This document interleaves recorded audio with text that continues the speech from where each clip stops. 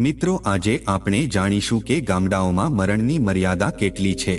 મિત્રો, ગામડાની સંસ્કૃતિમાં મરણની પણ મર્યાદા હોય છે। જ્યારે ગામમાં કોઈ વ્યક્તિ મૃત્યુ પામે તો આખું ગામ ભેગું થાય અને એના પરિવારને સાંત્વના આપે છે અને પહેલાના જમાનામાં દૂધવાળી ચા ન પીવે। 12 દિવસ સુધી ગામમાં કોઈ ટેપ ટીવી કે રેડિયો ના વગડતા। મોટા તો મોટા પણ નાના બાળકો પણ 12 દિવસ સુધી ભૂલથી પણ દાંત કાઢે તો વડીલો ખીજાતા અને જે ઘરે મૃત્યુ થયું હોય તે ઘરે 12 દિવસ ચૂલો ના સળગે અને આડોશી પાડોશીના ઘરેથી માત્ર મગની દાળ અને રોટલો આપે।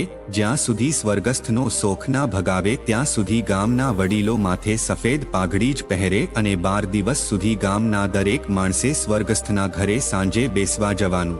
આવી તો કેટલીય મર્યાદાઓ પાળતા હતા અને અત્યારે તો મૃતદેહ બાજુમાં પડ્યું હોય તોય કે લાઈને થોડું ખાઈએ લવું મોડું થઈ જશે કાઢવામાં। ખરેખર ખૂબ દુઃખ થાય આજે મરી ગયેલી માણસાઈ જોઈને।